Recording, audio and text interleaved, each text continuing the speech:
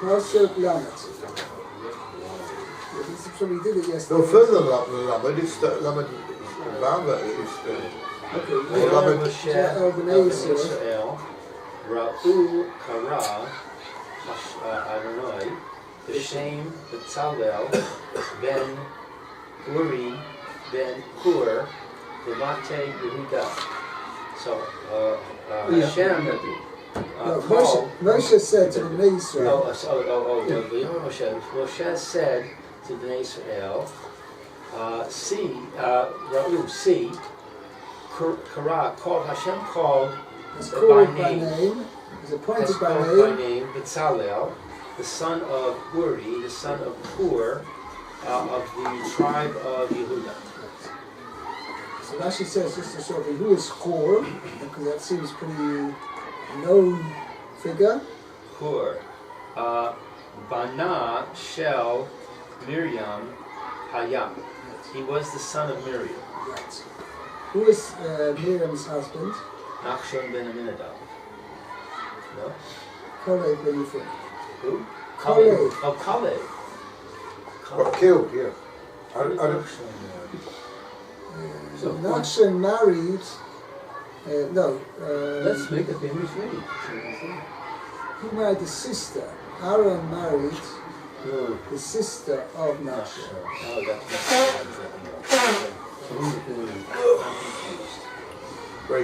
We need to have a chart back there so we can, Article has put that. together of the lineage. The stone Chumash, yeah, it has all those charts. Really Yeah, big right, source. Okay, so that's why it's interesting. The Medrash says that B'Tzalel was 13 years old.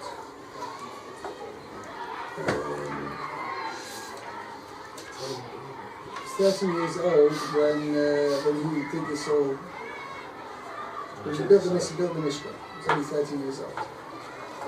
Another interesting point is it says that Hur fathered Uri when he was 13 years old.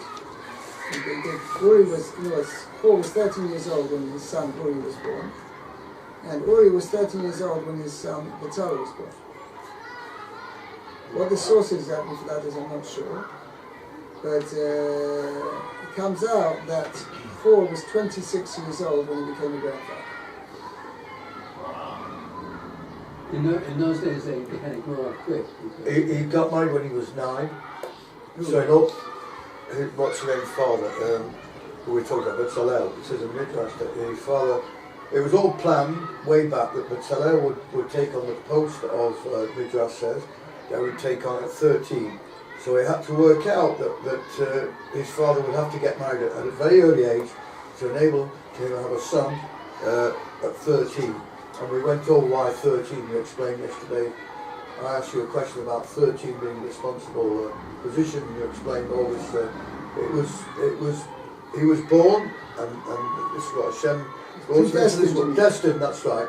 That he should be 13, and so it worked out that his father got married very young to enable all this, you said 26, all this sort of thing to work out. Okay. And another thing is, I heard that B'Tzalel, although he showed others how to make it, the only thing he really made was the ark. And this was the only thing that is left. All the other things have disappeared. This is the only thing that's left of that we could talk about, is hidden today. All the other things seem to have disappeared, but not this, because it was all buried away, and he actually made it all himself. This is an opinion. It's interesting you mentioned that. Yeah. The Maisa, it says that the ark was put into storage. Yeah. It's the hidden For storage. the temple, It's still in the time. when the third temple would come. Still in the time of the first temple. Yeah, that's right.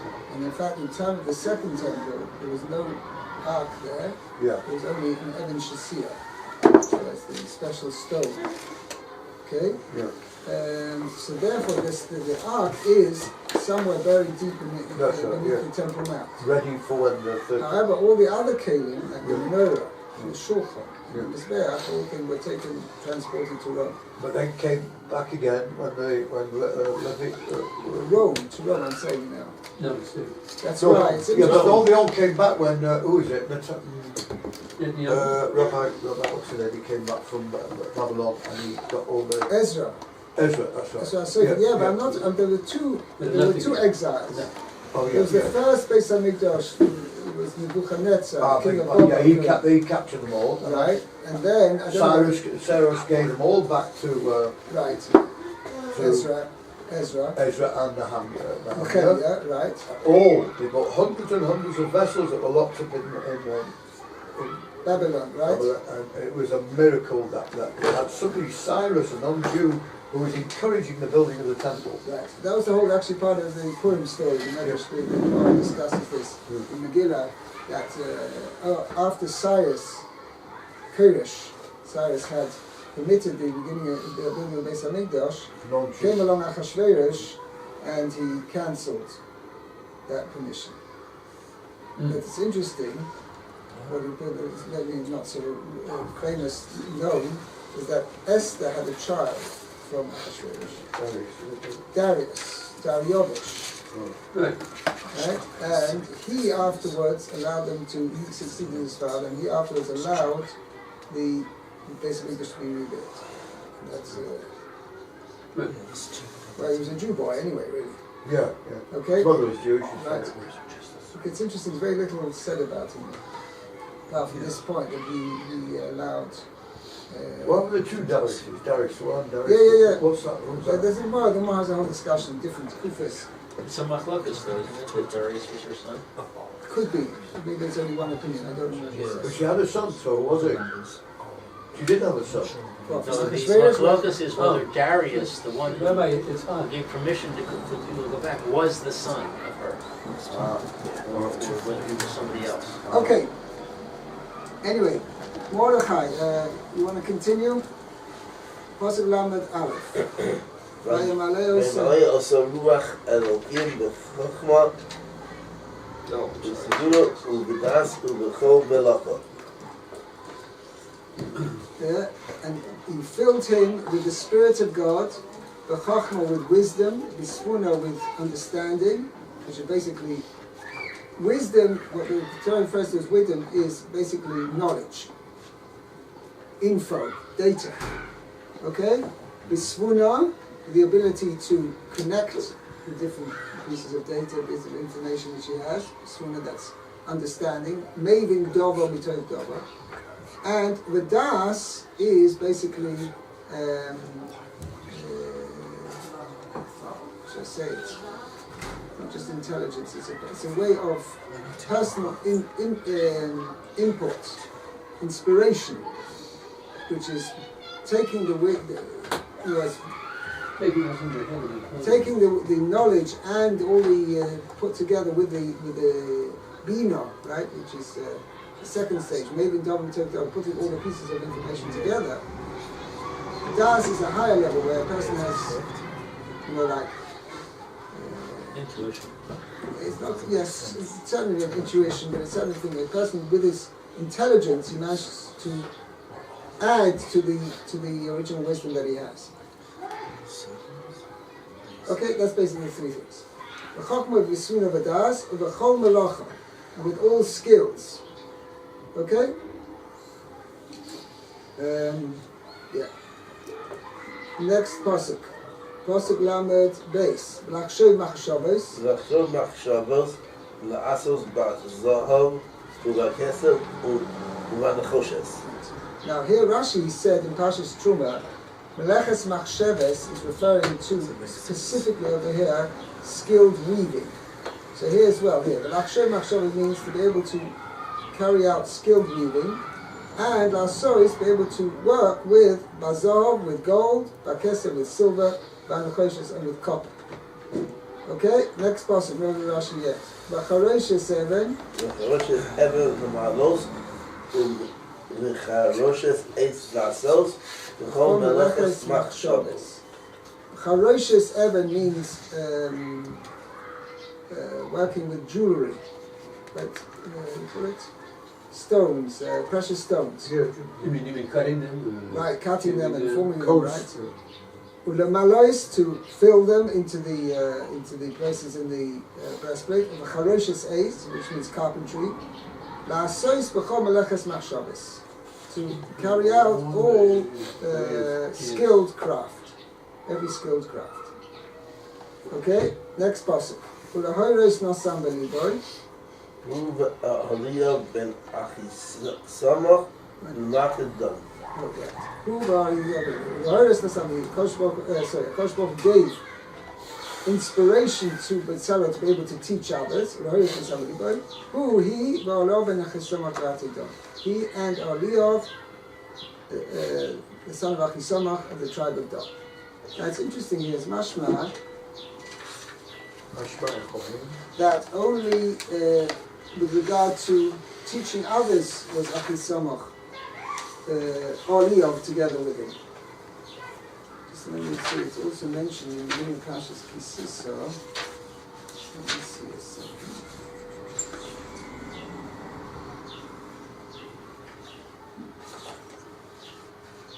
Was it like a Moshe Aaron sort of No, here. situation?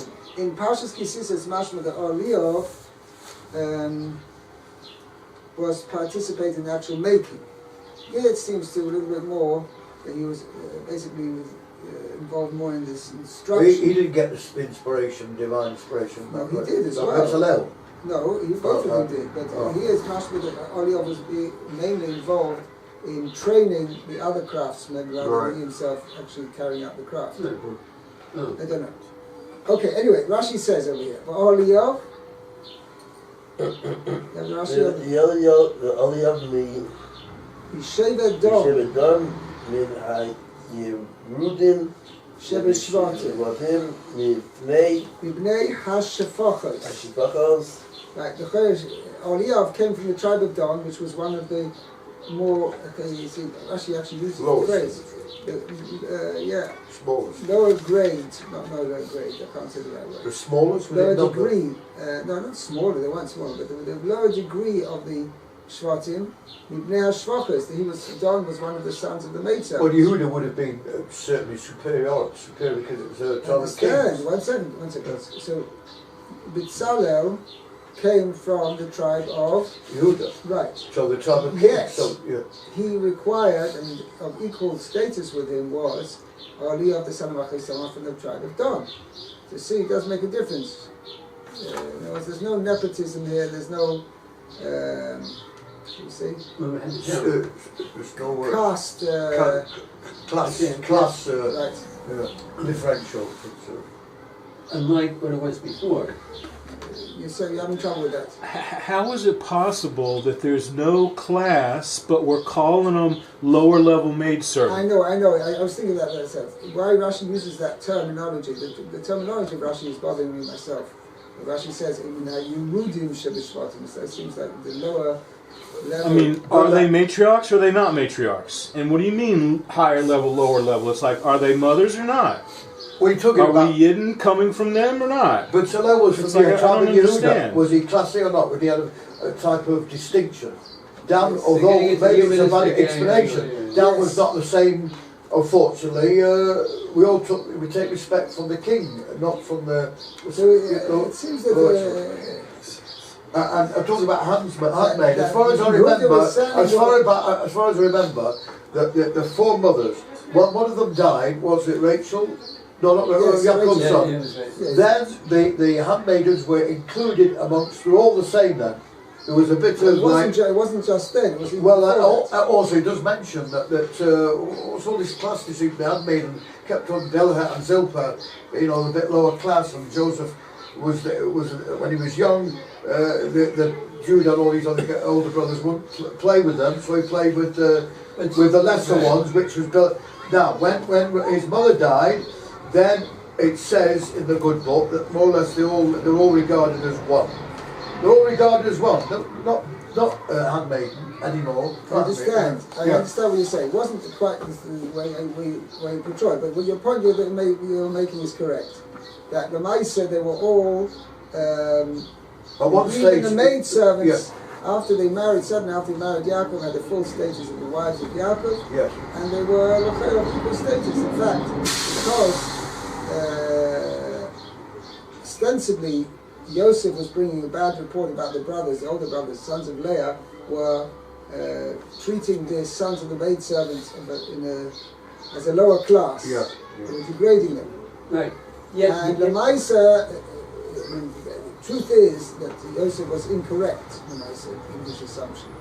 Right, but I think that this change was evolutionary.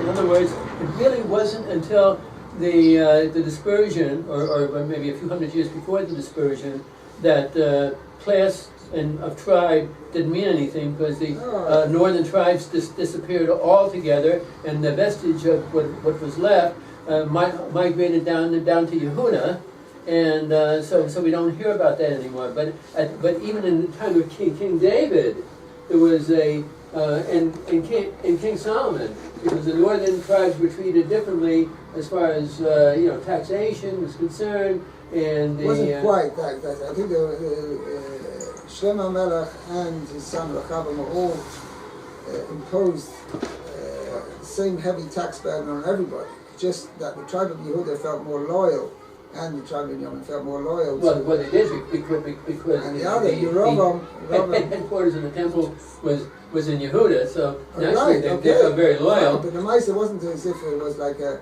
caste system or a class system. I don't know. No, but Anyway, the point you make is, Matt, is a good point. I don't know exactly why he uses that. Matt word. was a great point. Have you ever heard that Zilpah and Bilhah were sisters of Yes. Rachel Leah? Yes. So if that's From a true, concubine. why are they referred to differently? Because they were not of this, they were only half sisters, they weren't full sisters. Uh-huh. From a different wife, actually not a full wife, from a concubine of Okay, anyway, carry on here, it says. They were from the Shachas. The Hishvohu HaMokel, right? The Kosh Baruch Hu made them equal to Betzalel Lemlechas HaMishkan, with regard to constructing the Mishkan. But who Migdela Shvatim? Betzalel was from the top tribes. The Kaima Shenema, to fulfill what is said, V'lo Nika Shoya Lifnei Dol, shouldn't show preference or favoritism of a rich person before a poor person. It seems it could be maybe to be this way we'll understand Rashi better. Is that it could be as well spiritually as well. Yehuda, with all his thing, he was generally the tribe of Yehuda was on a higher spiritual level than those of the tribe of Dan, because they came from higher pedigree. And therefore, that was the chiddush over here, that a person shouldn't believe or shouldn't think that, okay, listen, I come from a lower level tribe, but not a chance. I'm a chance of. I'll give you a similar example. A kid in a class where he's got other kids in the family come from father's a choshev people or whatever. One father's a Rosh Yeshiva, and the other thing says, and his father's a simple businessman or something like that. There's not that thing, right? And he That'd be a feels very rich simple. love Dafka. And maybe his father's a he actually works with his 2 hands, whatever. You can have that, but I've seen many times. Gemara says he's Zohar b'nei aniyim. Gemara says, be careful with the children of poor people. Right? Mishamehem teitzin Torah. From them emanates Torah, because they don't have any pretensions. Sometimes a person is withheld, should we say, he's hesitant to learn Torah because of whatever, like peer pressure or these kind of things. And sometimes people who have a lesser, grown up in a home or whatever, where there's no feeling of we've got to keep up with the Joneses and anything like that. They're very simple people, and their children can be very, very successful. Yes, sir. Very important thing that we shouldn't forget, that the tribe of Judah is the tribe of leadership. Right. He's the one who decides the main issues, and he's the one whose tribe goes into the Red Sea before anybody else does. whatever he does, he's supposed to give an example. He did give an understand. example with They were Tsama, definitely, but he Yehuda lives was it, definitely yeah. the leading Yeah. tribe, correct? But he sets the example. He's a spiritual leader, which what you said, but he's the leader. Okay. He's the leader of, somebody where the tribe, he sets the example for the others to follow. Oh, He just knows he's got an embedded quality. Right. Right. Natural quality of leadership. Correct. Okay. Now we're going to skip a little bit. Right. So Mayor, Yes, I'm ready to read. we're going to skip a little bit Why? Why is that? because there's no Rashi here. Oh, Let's skip to. that's cheating. Why not? It's all within the parameters of. What's wrong with Halacha. cheating? Halacha. What's wrong with cheating? Anyway. Halacha this. Jews don't cheat. Okay.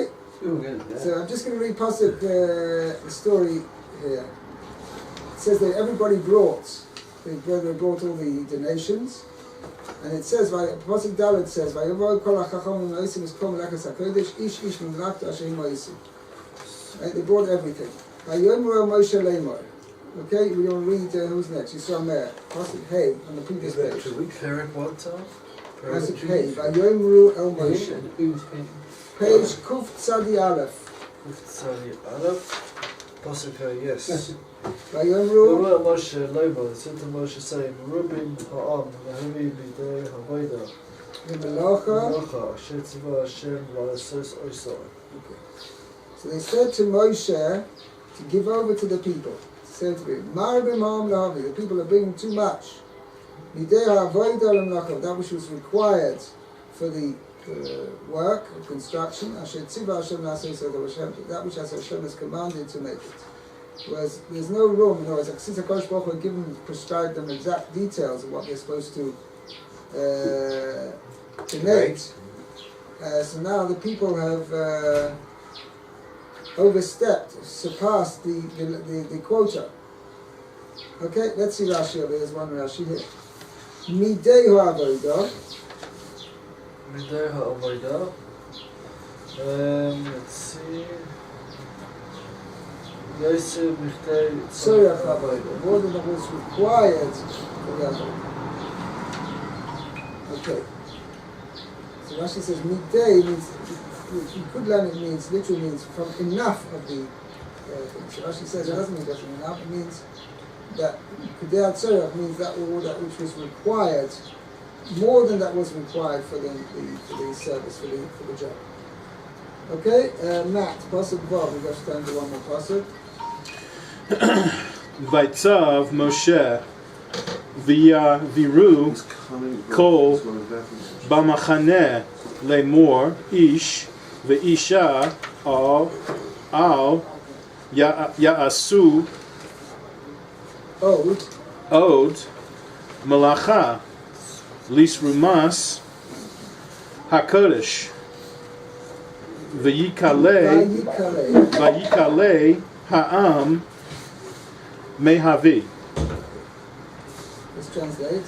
Okay, Moses commanded, and they proclaimed in the camp, saying, "Man and woman shall not do more work toward the portion of the sanctuary."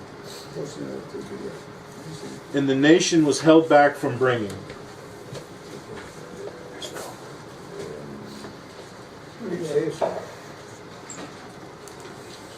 It's a little bit too literal. What it means is that the people deceased. Yeah, but it does Rashi pointing out, maybe it was held back as a good thing.